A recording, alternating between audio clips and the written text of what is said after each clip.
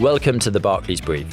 Have you been to the supermarket recently and noticed how food and drinks seem to come with a whole new vocabulary? What used to be just a yogurt is now promoted for its protein content. Coffee is now functional. Drinks talk about gut health. And even ice cream can be marketed as high protein. It feels like we're being told less about what a product tastes like and much more about what it does for us. And it's all part of this idea of food as medicine. It's a window into a much broader shift in how consumers think about health, prevention, and everyday well-being. That growing focus on self-care is fueling the expansion of the consumer health industry. And to dig into that today, I'm joined by Warren Ackerman, Head of European Consumer Staples Research here at Barclays. Warren, great to have you in the studio with me today. Patrick, delighted to be here. And consumer health is fascinating. I've been doing this job almost 30 years, and this is one of the most interesting structural growth opportunities I've seen. Yeah. Well, actually, it's funny you say structural growth opportunities, because in the note you've just published, you described COVID as a structural inflection point for the consumer health industry. What actually changed during that period that's proving so long lasting? It's fascinating. Yeah, it was a game changer. I think it was just generally more interest in self-health, self-care. Consumers back then were scared. And so they were going back to medicines that they have always known. So self-care really picked up. And at the same time, we saw quite a big switch to kind of e-commerce. A lot of education online. People were Googling. They had plenty of time to do that.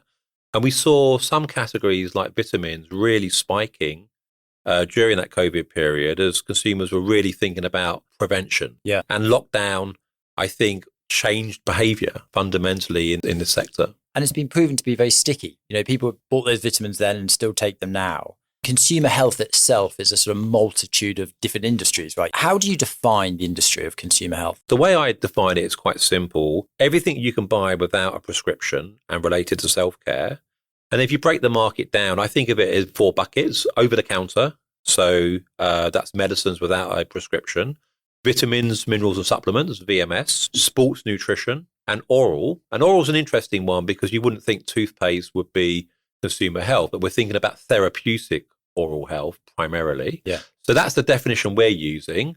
But some people also include other categories such as infant nutrition, dermacosmetics, adult nutrition.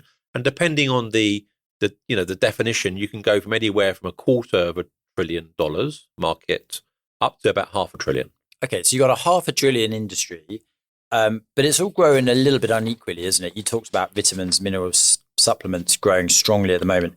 Where else are you seeing the strongest growth today? And how much of that is about new categories versus people simply buying more within existing categories? It's about 50-50, I would say. It's more existing categories for sure, but there are also new categories and there's new science coming to the same category. So it's a mix. Right now, where we're seeing the strongest growth is in areas such as sexual health. Magnesium is a big mega trend that we're seeing. Smoking cessation, hydration powders are booming. Acne remedies, there's new science that we're seeing in acne, and also hair loss treatment. Those are probably 4 or 5 of the fastest growing areas right now in consumer health.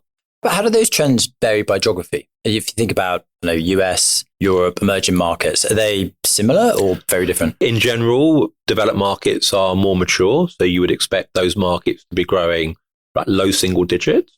Emerging markets would be, high single digit. And combined, the consumer health market grows around sort of 4 or 5%. But in developed markets, certainly it's more of a market share game. And in emerging markets, it's more about driving penetration and frequency of consumption. Yeah, because in emerging markets, there's a great demand for some of these products, aren't there? There's, if we think about 50% of consumers being micronutrient deficient in emerging markets, there's a real need for vitamins, minerals, supplements. How do you think about that structural opportunity in emerging markets?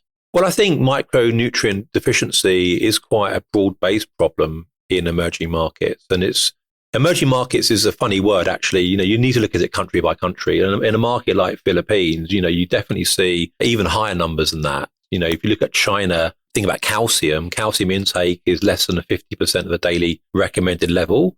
yet only 15% of consumers in China take a calcium supplement. So yes, it's a widespread problem, and it goes further. Osteoporosis is a big issue in China. So yes, I think the VMS category in particular has got very bright prospects in those markets.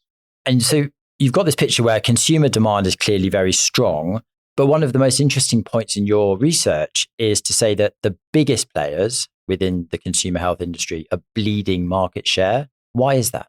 I think it's multifaceted. I think one reason is that some of these companies have come out of pharma companies, and so they've still got a pharma mindset, and it takes time to actually change to a more consumer-centric mindset, which is about consumer need states rather than about molecules. I think the other reason is e-commerce. E-commerce is booming everywhere in most consumer health subsectors, whereas in pharma, investing in e-commerce perhaps wasn't the highest priority. So again, it takes time to actually figure out which are the channels that are showing the most dynamic growth. But we're starting to see a shift in that mindset. Yeah. So you've got the channel growth.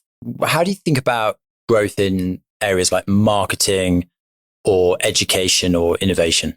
Look, I think marketing generally in consumer health is quite high. If I look at marketing spend across consumer staples as a percentage of sales, it averages about 10% or low double digits. Whereas in consumer health, it can get as high as 20%. And part of that is all the extra work you need around education, around, really explaining to the key opinion leaders, the pharmacists, the doctors about why these products actually work. And so, yes, marketing is part of it, but education is something that you don't need to do in a food or beverage product. It's obviously pretty intuitive. Yeah. What about innovation then? Because, we were talking in the lift on the way up here about the example you gave of toothpaste. Doesn't sound that exciting. Yeah. But it's quite interesting when you've now been able to combine sensitivity products with whitening products for toothpaste.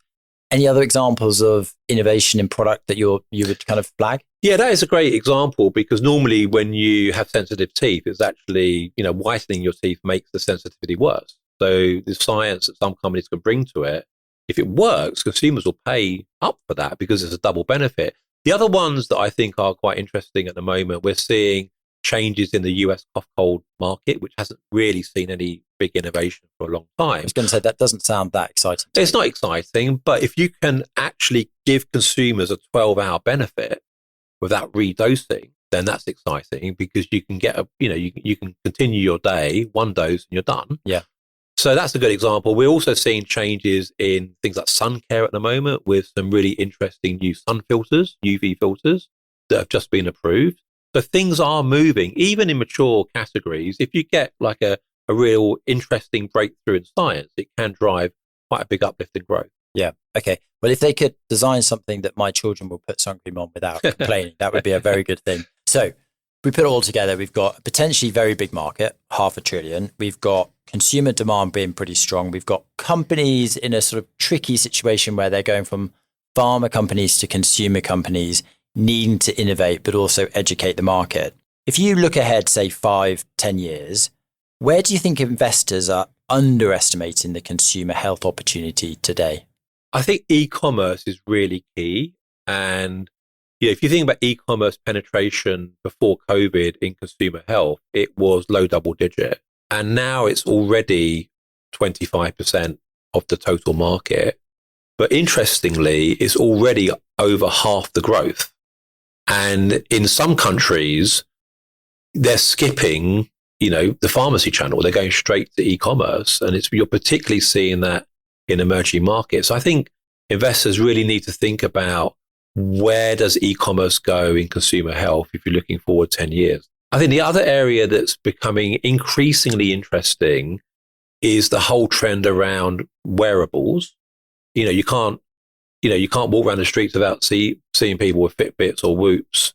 And all that data that consumers have, they look at it, but they're not actually then translating that into personalized product. And companies are beginning to wake up to this. So I think if you look forward 5 or 10 years, I think the whole ecosystem, taking that data and then creating personalized products, is going to boom. Yeah. Okay. So hyper personalization through that proliferation of wearables is going to be key. I mean, I'm wearing a Garmin today and I do look at the data, but I'd never think, what products could I do to there you go. maximize my performance? Growth opportunity. Big growth opportunity. Okay, well, we're going to have to call it a day there, but Warren, thanks so much. This is a fascinating topic. Thanks, Patrick. A pleasure. Stepping back, consumer health looks like a structurally attractive growth market, but one that's evolving quickly. Strong demand is there, but the competitive landscape is shifting. The winners will be defined by innovation, digital execution, and exposure to faster growing markets. And with personalization and data starting to play a bigger role, this feels like an industry very much in transition. And in my experience, it's exactly in these periods of transition, where behavior is shifting and business models are adapting, that some of the most interesting opportunities for investors tend to emerge. Thanks for listening to the Barclays Brief. Please hit subscribe and we'll be back at the same time next week.